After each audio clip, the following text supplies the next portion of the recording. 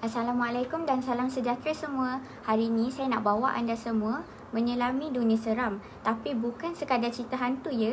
Kita nak sembang tentang bagaimana filem berunsur mistik boleh mempengaruhi cara kita berfikir, bertindak dan beragama. Menarik kan? Jom kita lihat satu demi satu objektif kajian kita. Jadi, objektif kita yang pertama ialah bagaimana filem mistik mempengaruhi pemikiran masyarakat.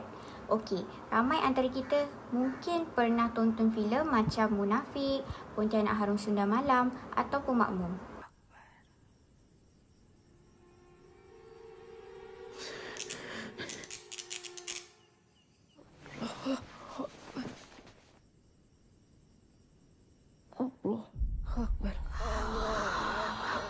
Tapi, kita sedar tak elemen khurafat dan tahyul yang dipaparkan dalam filem tu perlahan-lahan jadi biasa dan diterima tanpa soal.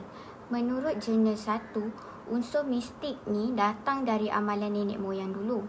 Ada kaitan dengan animism, Hindu-Buddha. Tapi, bila ia masuk dalam filem, ramai mula percaya tanpa tapis. Contoh, tangkal, roh yang datang balik, bomoh sebagai penyelamat. Semua ni boleh rosakkan akidah kalau kita tak faham batas syariat. Jurnal 2 pula kata unsur budaya luar seperti zombie dan vampire pun dah masuk.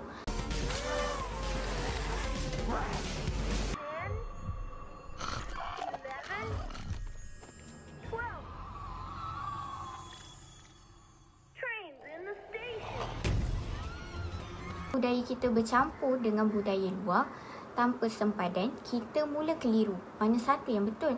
Lagi menarik, Jurnal 5 tunjuk bahawa ramai rakyat Malaysia pilih filem genre mistik ni sebagai hiburan utama. Dan ini sangat memberi kesan kepada cara kita fikir dan percaya. Benda yang asalnya sekadar hiburan boleh jadi percaya sungguh-sungguh. Ini pun penting. Ada filem tunjuk bomoh, pemujaan, jampi tanpa penjelasan agama. Bila benda macam ni ditayang berulang kali, masyarakat terutamanya yang kurang asas agama mungkin akan ikut secara membuta tuli. Dalam jurnal 3, filem Munafik 1 dikaji. Adam.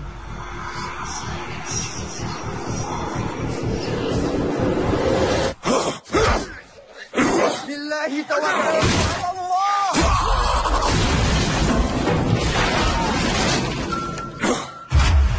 لديك الموت معرفته عن القرآن قليلا هو ليس أمتي رسول الله. Dan wow, hampir 45% babak dia tak ikut garis panduan syariah. Contohnya, dialog yang mempertikaikan takdir Allah, adegan roh bangkit balik dan pemujaan iblis. Semuanya beri kesan buruk pada penonton yang tak kuat akidah. Jurnal 4 pula, filem Munafik 2 dan Makmum. Ya, ada nilai positif. Tapi bila babak sihir dan roh membalas dendam ditunjuk macam biasa, dia macam tak selari dengan ajaran Islam. Bila penonton biasa tengok, lama-lama rasa benda tu normal. Dan dari soal selidik, hampir 100% responden pernah tengok adegan bomoh dan pemujaan dalam filem. Kita tengok dan rasa, biasa je kan? Tapi inilah yang dimaksudkan dengan normalisasi. Nak tanya korang lah, korang rasakan apa sebenarnya kesan filem mistik ni terhadap pemikiran masyarakat? Sebenarnya jawapan ada banyak tau. First, berdasarkan jurnal 5, kita orang ada cakap yang filem ni boleh memperbentuk kepribadian seseorang. Terutamanya dalam kalangan remaja dan kanak-kanak lah kan. Sebab bayangkan diorang selalu sangat tengok cerita filem mistik yang ada unsur kerafan ni hari-hari. Tak ke diorang anggap unsur-unsur tu normal dan sebenarnya dijadikan budaya dalam kalangan masyarakat kita. So, berdasarkan soal sidik kita orang dapati sebenarnya sebanyak 70.8% responden cakap yang filem mistik ni sebenarnya ganggu jiwa dan emosi seseorang. Kemudian, 60.6% responden cakap yang unsur seperti pemujaan dengan ajaran sesat ni sebenarnya patut dikawal. Kau munafik. Kau bersaksi pada Allah dalam keimanan hati kau. Tapi kau sebenarnya pendusta. Kau rosakkan ummah. Kau sebenarnya adalah pengkhianat yang sebenar. Sekali, 94.9% responden cakap yang diorang nak unsur budaya luar seperti unsur barat tu boleh dimasukkan selagi dia tak berkaitan dengan ajaran agama yang melampaui. Sebenarnya maknanya apa korang? Maknanya masyarakat kita dah sedar yang filem Mistik Insani ni memberi kesan atau pengaruh buruk. Tapi dalam jangka masa yang lama, sekiranya tidak ditapis dengan baik, dia akan memberi kesan kepada pemikiran masyarakat kita. Korang tak rasa macam tu ke? Antara satu lagi kesan yang orang jarang sedar adalah filem ini semakin hari menjadi rujukan budaya. Sebagai contoh, ramai yang belajar pasal roh, saka dan jin dari filem. Bukan dari ustaz, bukan dari Al-Quran, tapi dari cerita hantu dekat Netflix. Bayangkan kalau filem itu rekaan semata tapi kita anggap itu realiti. Kita akan keliru mana satu adat Melayu, mana satu ajaran Islam dan mana satu rekaan.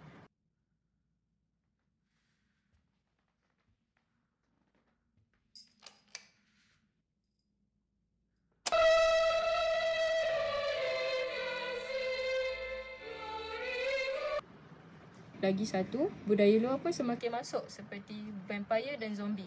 Aksesori semua ini semakin banyak muncul dalam filem Melayu.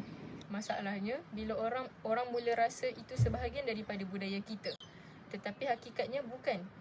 Kesimpulannya, filem ini bukan sekadar hiburan kosong. Bukan sekadar buat kita menjerit dalam panggung, lepas tu hantu muncul tiba-tiba.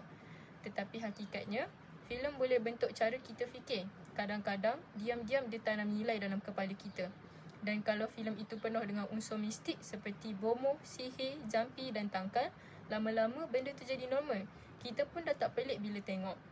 Bila ulang tayang selalu, masyarakat mula percaya benda gaib yang tidak ikut ajaran Islam, cari penyelesaian hidup guna bomoh, bukan ilmu. Lebih teruk, anggap khurafat itu budaya Melayu. Bukan itu sahaja, golongan muda dan kanak-kanak yang paling mudah terpengaruh, diorang tonton, diorang ikut. Dalam lama, diorang percaya. Oleh itu, pengarah filem hendaklah berhati-hati. Bukan semua yang nampak seram itu sesuai ditayangkan, tetapi kena tapis ikut agama. Bukan itu sahaja, pihak berkuasa perlu tapis betul-betul, bukan sekadar rating 18 ke atas sahaja. Penonton macam kita perlu menjadi penonton bijak. Tapis kandungan.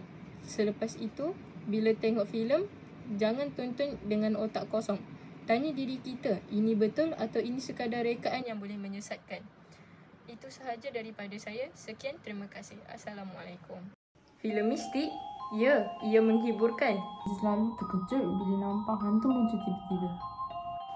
Tapi, bila kita terlalu biasa dengan yang luar biasa, kita mula percaya tanpa soal. Kita ikut tanpa fikir. Itulah kuasa normalisasi. Ia tak paksa kita percaya, tapi ia ulang sampai kita tak rasa ia pelik lagi.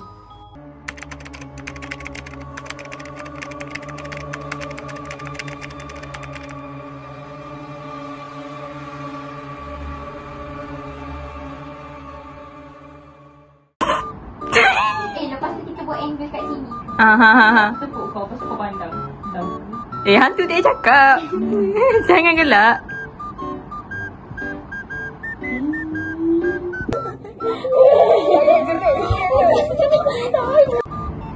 Okay.